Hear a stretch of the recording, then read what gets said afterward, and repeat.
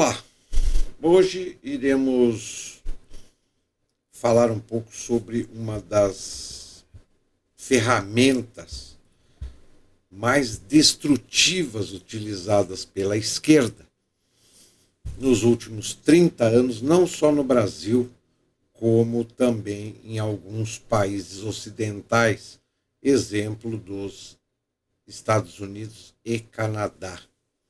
Eu estou me referindo a Paulo Freire. Paulo Freire, visto no Brasil como um pedagogo.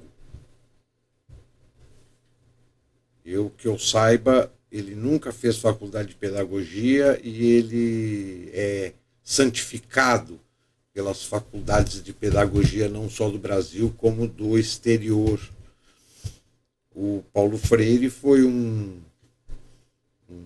militante de esquerda extremamente inteligente que, enquanto diretor do Senac em Recife, ele compilou duas teorias,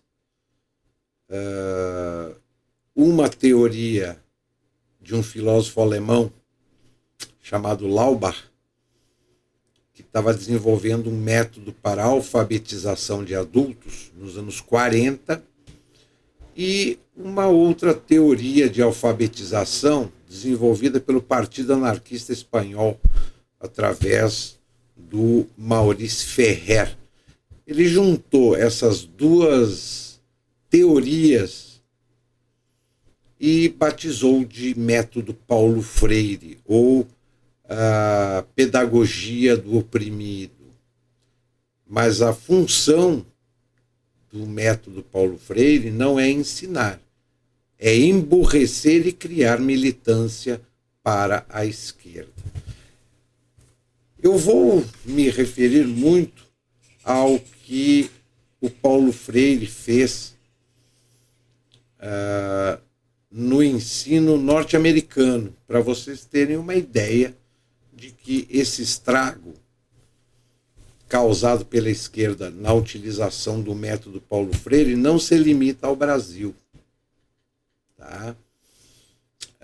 Nós temos outros dois teóricos também, muito santificados no Brasil, que são o Piaget, que é um suíço, e o Vygotsky, que é um russo, que teorizaram dois métodos de ensino que nunca foram colocados em prática nos seus países de origem.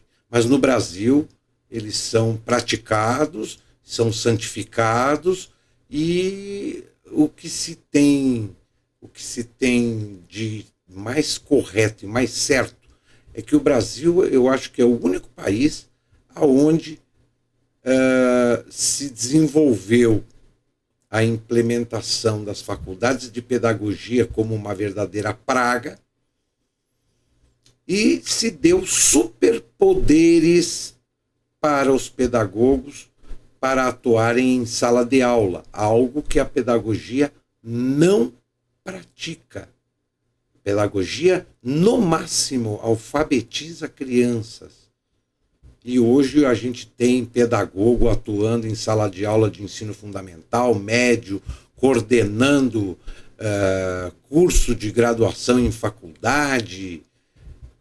É algo assim, eu acho que só no Brasil acontece isso. Pedagogo não estuda para ir para a sala de aula, e muito menos para ser policial de docente. Porque a pedagogia no Brasil ela serve para policiar docentes. Se não fizerem do jeito que eles querem, o professor está fora de combate. Tem que aplicar essa porcaria de método Paulo Freire, de método piagetiano, de método vigotskiano, porque senão a classe pedagógica, né, diz que o ensino não tem resultado, a educação não vai ter um resultado positivo. E o que se vê nos últimos 30 anos é o nosso ensino nacional decaindo até chegar onde ele está hoje, no fundo do poço. É o penúltimo da lista dos piores sistemas de ensino do mundo. Mas No ensino brasileiro ninguém bota a mão, ninguém tenta mudar nada.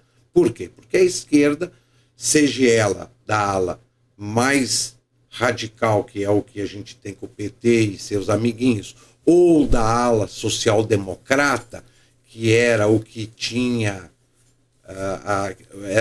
foi quem implantou o método Paulo Freire no Brasil, com FHC, e até mesmo com o Bolsonaro. O Bolsonaro não fez absolutamente nada para mudar o ritmo, mudar os rumos na qualidade do ensino nacional. Mas vamos lá ao que interessa. Vamos conhecer um pouquinho mais a fundo o estrago, a falácia, a porcaria que é a pedagogia do oprimido do Paulo Freire.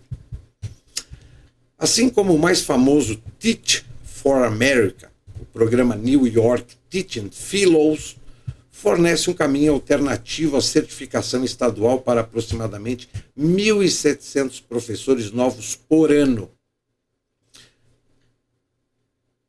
Quando me encontrei com um grupo de pessoas que assistiam a uma aula obrigatória em uma escola de instrução no verão passado, começamos a discutir a reforma da educação, mas a conversa tomou logo um novo rumo, com muitos descrevendo histórias de horror, uma após a outra, de seu difícil primeiro ano. Salas de aula caóticas, administradores indiferentes, professores veteranos que raramente ofereciam ajuda. Pode-se esperar que as leituras exigidas para professores iniciantes contenham dicas práticas para a vivência na sala de aula. Por exemplo, ou bons conselhos que ajudem a leitura de alunos desfavorecidos. Ao invés, o único livro que todos tinham que ler de cabo a rabo, quase decorar, era a Pedagogia do Oprimido, do educador brasileiro Paulo Freire. Para qualquer um que conheça as escolas de instrução americanas, a escolha não parecia surpresa. Desde a publicação da edição em inglês em 1970, Pedagogia do Oprimido alcançou um status elevado em programas de formação de docentes na América. Em 2003, David Steiner e Susan Rosett publicaram um estudo que examinava os currículos de 16 escolas de instrução, 14 delas classificadas entre as melhores instituições nos Estados Unidos, de acordo com o US News and World Report, e concluíram que Pedagogia do Oprimido era um dos livros mais usados em seus cursos de filosofia da educação. Essa é, sem dúvida, parte da razão pela qual, de acordo com o editor, aproximadamente 1 milhão de cópias tenham sido vendidas, um número marcante em se tratando de um livro voltado para a educação. O estranho é que a obra de Paulo Freire não versa sobre educação. Certamente não é educação de crianças. Pedagogia do Oprimido não menciona nenhum dos assuntos que ocuparam a cabeça dos reformistas da educação durante o século XX. Provas, padrões de ensino, currículo escolar, o papel dos pais na educação, como organizar as escolas, que matérias devem ser estudadas em cada série, qual a melhor maneira de treinar professores, o modo mais efetivo de educar crianças desfavorecidas em todos os níveis. Esse best-seller sobre educação é, ao contrário, um tratado político utópico que clama pelo fim da hegemonia do capitalismo e a criação de uma sociedade sem classes. Professores que adotam essas ideias perniciosas arriscam prejudicar seus alunos e, ironicamente, seus alunos mais desfavorecidos sofrerão em maior escala. Para se ter uma ideia das prioridades deste livro, basta dar uma olhada em suas notas de rodapé. Paulo Freire não está interessado nos tradicionais pensadores do Ocidente, não em Rousseau, Piaget, John Dewey, Mann ou Maria Montessori. Ele cita um leque bem diferente de figuras. Karl Marx, Lenin, Che Guevara, Fidel Castro, assim como os intelectuais orgânicos radicais, como Fanon, Debré, Marcuse, Sartre, Althusser, Lukács. E não há por que ser diferente, uma vez que sua ideia central é que a principal contradição em toda a sociedade é entre opressores e oprimidos, e que a revolução resolverá esse conflito.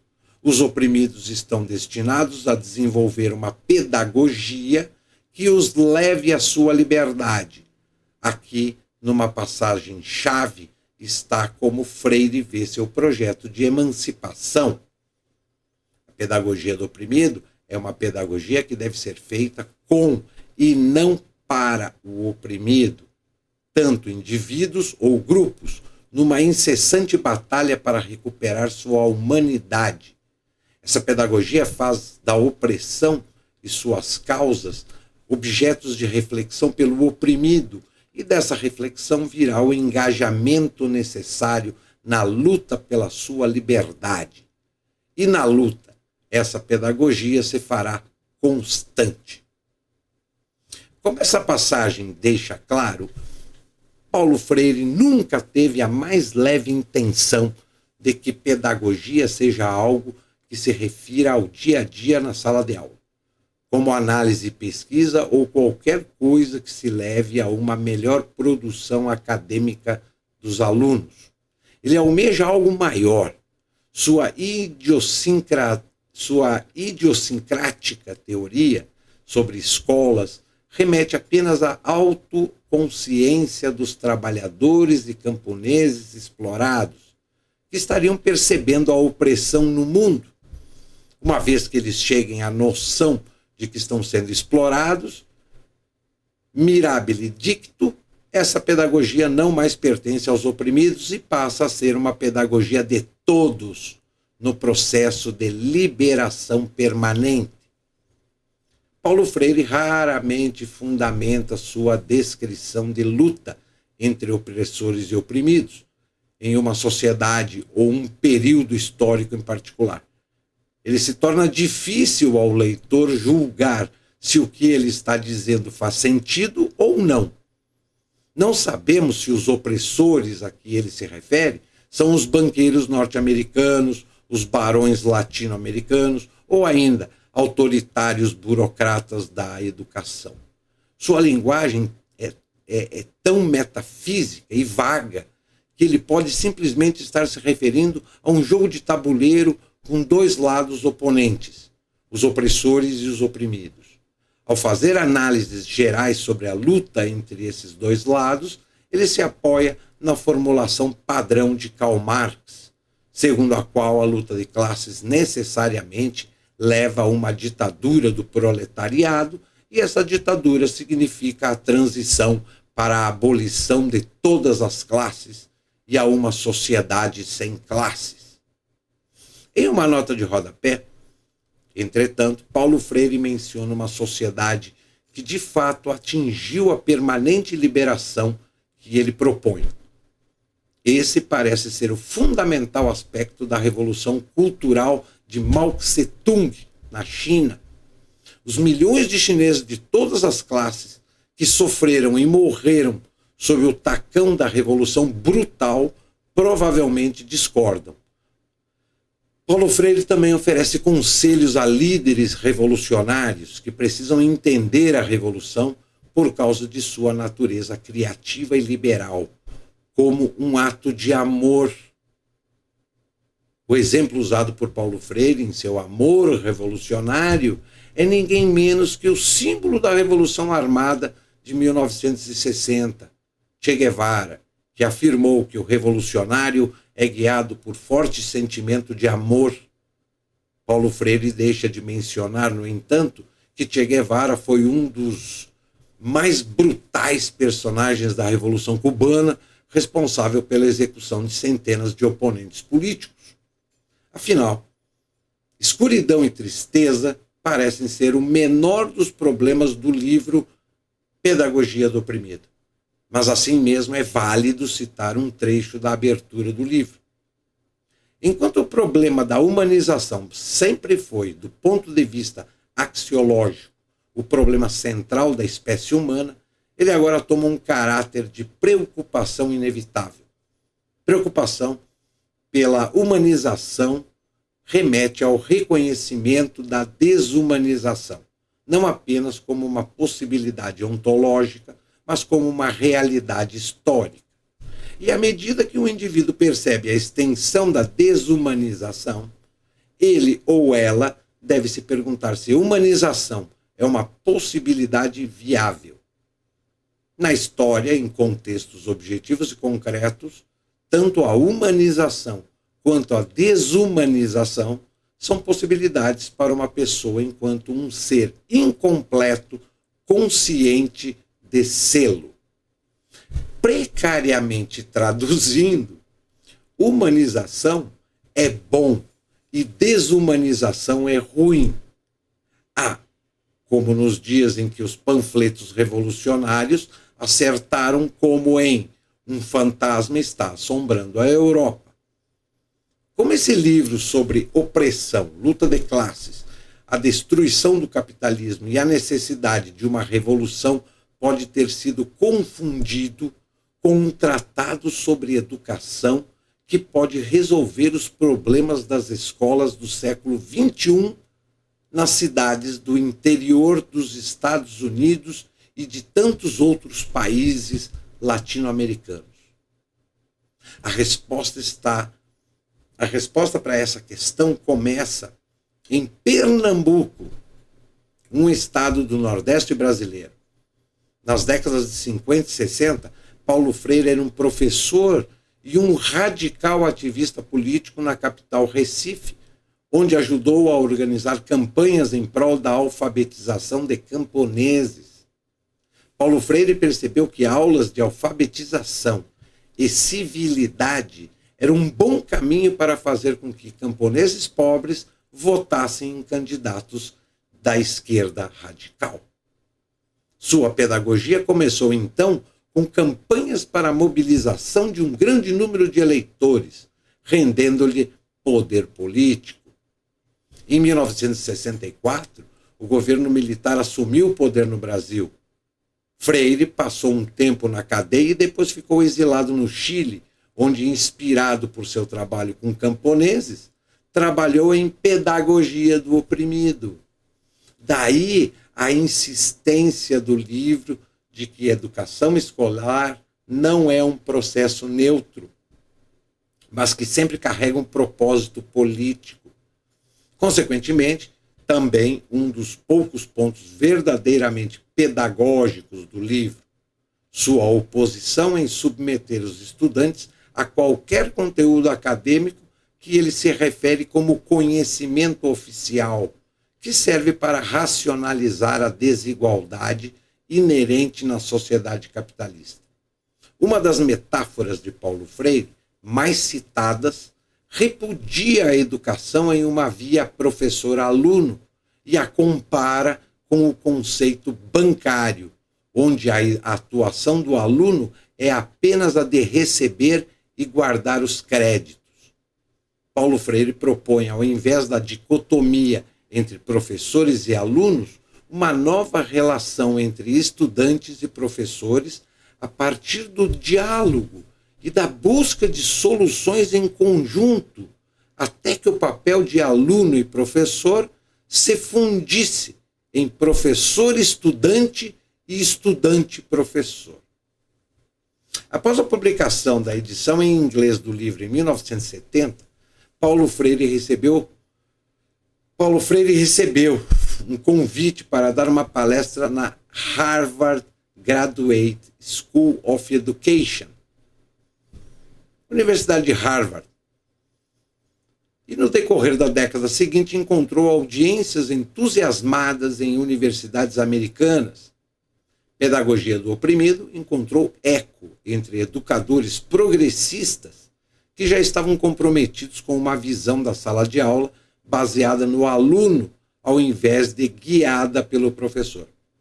A rejeição de Paulo Freire a aulas a partir do conteúdo e do conhecimento do professor encontrou suporte no que já era a teoria mais popular de ensino, que argumenta que os alunos deveriam trabalhar colaborativamente na construção do seu próprio conhecimento e que o professor deveria ser uma espécie de guia de ajuda e não um sábio no púlpito. Em Pedagogia do Oprimido, Paulo Freire listou 10 características-chave do que chamou de método bancário de ensino, que mostravam como esse sistema era contrário a estudantes desfavorecidos. Por exemplo, o professor fala e o aluno escuta, humildemente. O professor faz as escolhas e as impõe aos alunos, que somente aceitam. O professor disciplina e o aluno é disciplinado. O professor escolhe o conteúdo do programa e o aluno, que não foi consultado, se adapta a ele. A crítica de Paulo Freire reforçava outros mitos da educação progressista nos Estados Unidos, de que as lições tradicionais baseadas no professor deixavam os alunos passivos e desinteressados, levando a uma maior taxa de desistência escolar por parte de alunos pobres e minorias. Essa descrição era mais que uma mera caricatura, era puramente fabricada. Durante as 2 últimas décadas, eu já digo que não são 2 últimas décadas, são 3 últimas décadas, a Hirsch Core Schools provou que um rico conteúdo baseado no professor aumentava o rendimento escolar de crianças pobres e que esses alunos permaneciam curiosos, intelectualmente estimulados e atentos, ainda que as escolas formadoras de professores continuassem a ignorar esses casos de sucesso. Certamente a popularidade da pedagogia do oprimido não se deveu somente à teoria educacional. Durante a década de 70, veteranos das fileiras de protestos estudantis e contra a guerra no Vietnã colocaram de lado seus cartazes e começaram sua longa marcha para dentro das instituições de ensino, adquirindo PhDs e fazendo parte dos departamentos de ciências humanas. Uma vez dentro das universidades, os esquerdistas incorporaram suas agendas radicais, não importa se marxistas, feministas ou racistas, em seus ensinamentos. Ao celebrar Paulo Freire como um grande pensador, as portas se abriram para esses radicais. Sua declaração em Pedagogia do Oprimido, de que não existia uma educação neutra, se tornou um mantra para os professores de esquerda, que passaram a usá-lo como justificativa para incitar o ódio anti-americano nas salas de aula de universidades. E esse mantra é repetido dentro das faculdades de pedagogia no Brasil há mais de 30 anos. E ai daquele que não decorar o mantra e não praticar. Está fora de combate. Literalmente, fora do campo de batalha, fora da sala de aula e sem emprego. Por toda parte, alguns professores de esquerda reconheceram os perigos para o discurso acadêmico da eliminação do ideal de neutralidade no ensino. Em Radical Teacher, o notável crítico literário Gerald Graff, um ex-presidente do ultra-politicamente correto Modern Language Association, argumentou que não importa o quanto Paulo Freire insista em solução de problemas em oposição à educação bancária. O objetivo do ensino para Paulo Freire é mover o estudante na direção do que ele chama de uma percepção crítica do mundo. E não há dúvida de que, para Paulo Freire, apenas o marxismo ou alguma versão do radicalismo esquerdista conta com uma genuína percepção crítica. Em outro escrito, Graff foi ainda mais longe em rejeitar o modelo de Paulo Freire de ensino. Aí eu pergunto, já perguntei isso para muitos pedagogos e professores adeptos desse método. Que crítica um aluno pode fazer sobre qualquer coisa que é colocada para ele, se ele está dentro da sala de aula para conhecer, adquirir, aprender alguma coisa. Quer dizer que a crítica dele é a crítica pela crítica. Não é uma crítica com fundamento, porque ele não conhece nada, ele não sabe nada, ele vai criticar o quê? Mas esse mantra, ele é repetido e insistido à exaustão para que o tal senso crítico dos alunos seja desenvolvido através do nada. Porque Paulo Freire não valoriza e não coloca em primeiro plano o conhecimento. Ele coloca em primeiro plano a crítica, o senso crítico.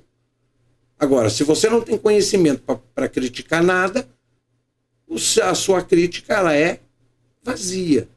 Assim como a gente vê tantos professores, tantos alunos, tantos profissionais que já se formaram até, que mal conseguem interpretar um parágrafo, mal conseguem escrever uma lauda, mas eles se acham capazes de criticar não só a sua área de conhecimento, mas como o mundo. Então, é ensinar as pessoas a criticar por criticar, e não criticar com conhecimento de causa. Que direito temos de nos autoproclamar a consciência política de nossos alunos? Dada a desigualdade em poder e em experiência entre alunos e professores, até mesmo professores de comunidades humildes, os alunos têm sempre, e com razão, medo de desafiar nossas visões políticas, mesmo se nós insistirmos para que o façam. Fazer com que os alunos abram suas cabeças para o esquerdismo, feminismo, antirracismo e ideias estranhas seja o principal objetivo do ensino e estimulá-los a trabalharem pela mudança igualitária. Foi o erro fatal do movimento de pedagogia libertária de Paulo Freire nos anos 60 e ainda é hoje, mas continuam levando esses temas de antirracismo, de feminismo, de esquerdismo e das ideias mais esdrúxulas para dentro das salas de aula a partir do ensino fundamental, aonde no ensino superior eles estão praticamente se transformando, saindo das faculdades como verdadeiros zumbis da esquerda diplomados. Mas ninguém no meio acadêmico deu ouvidos ao aviso de Graff. E não apenas a doutrinação em nome da liberação infestou as faculdades americanas, onde os alunos poderiam pelo menos escolher seus cursos, de um quadro de professores radicais. A agenda de Paulo Freire veio parar também nas salas de aula de escolas na forma de um movimento de ensino para a justiça social.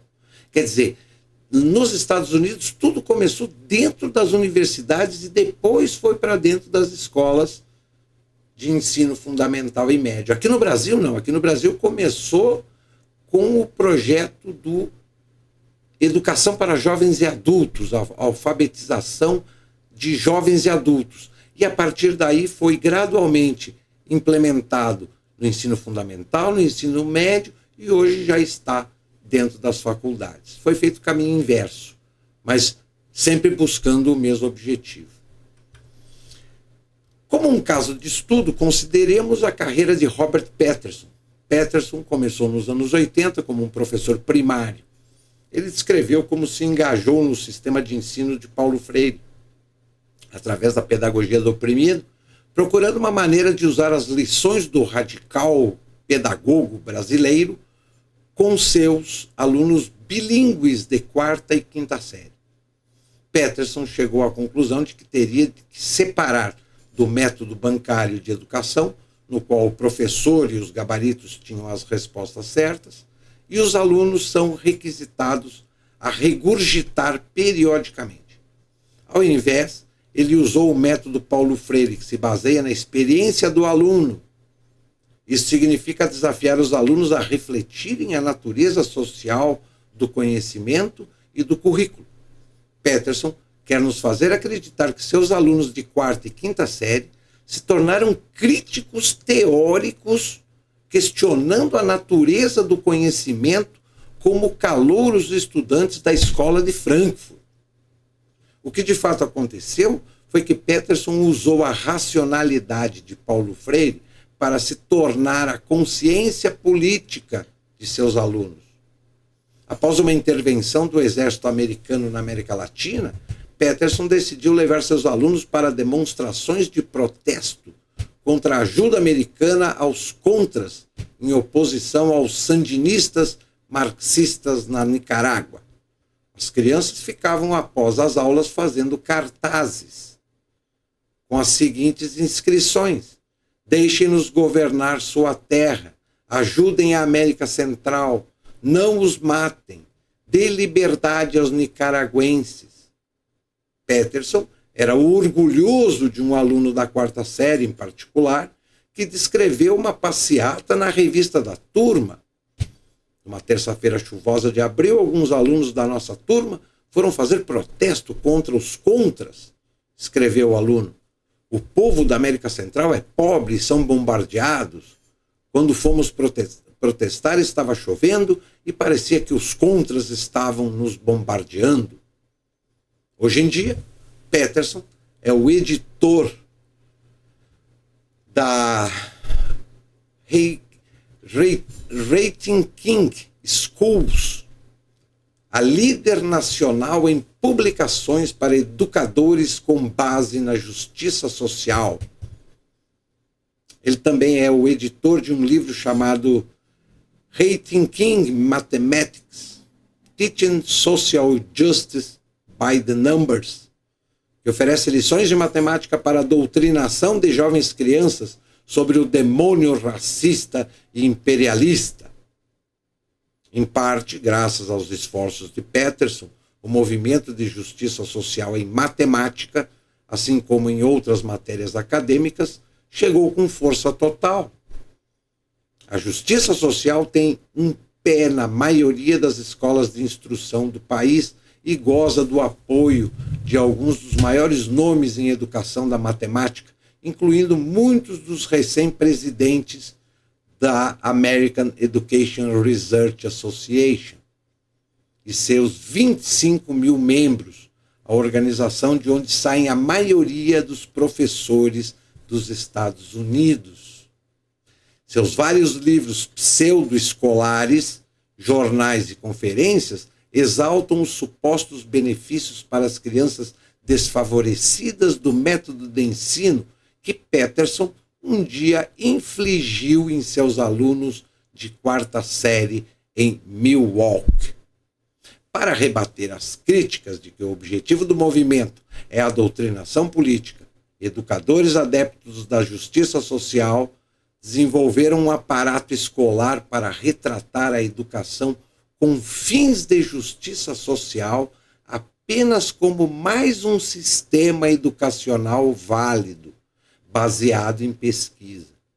Assim, um recente número da Teachers College Record, da Universidade de Colômbia, publicou um artigo escrito pelo professor de matemática da Universidade de Illinois, Eric Gutstein, descrevendo o resultado de uma pesquisa de 2 anos sobre o ensino voltado para a justiça social.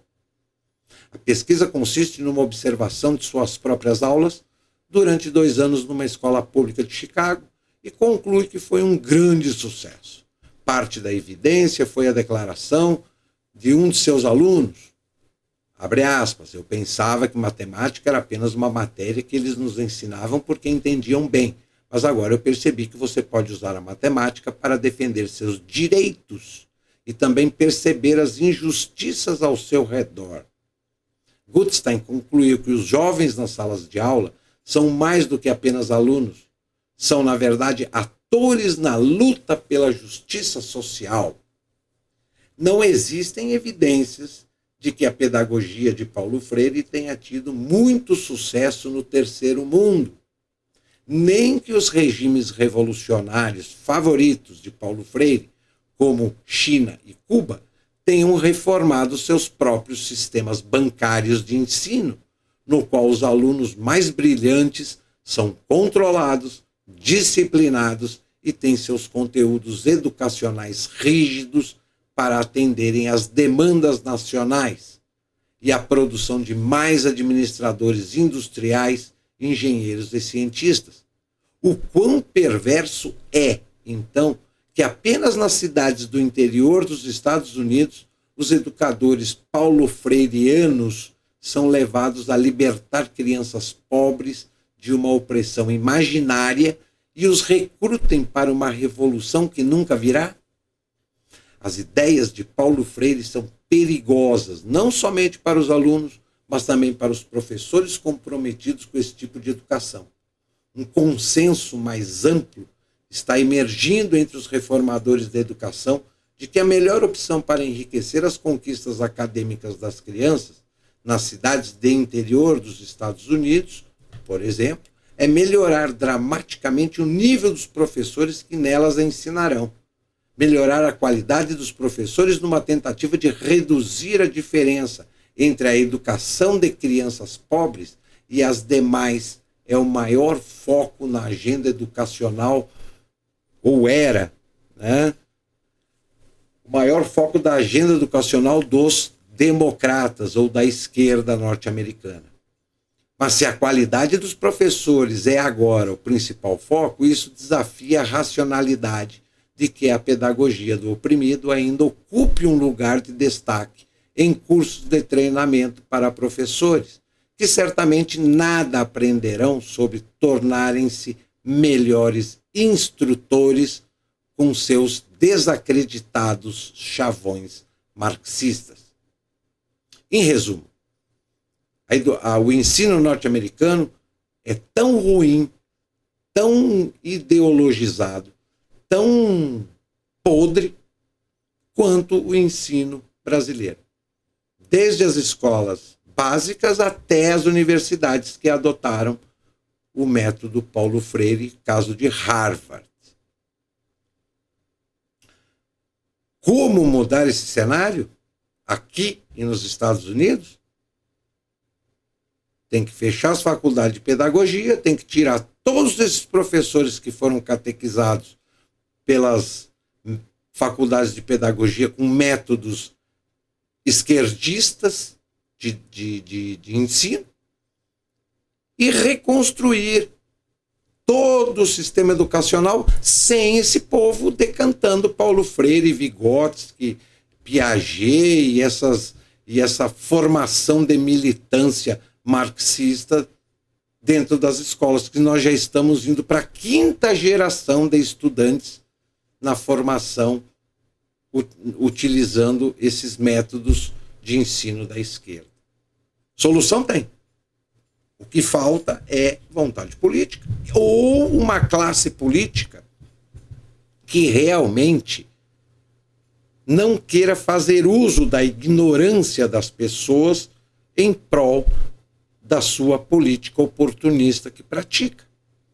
Um político de verdade que quer mudanças dentro do seu país, o primeiro passo não é mexer na economia, não, é mexer no ensino.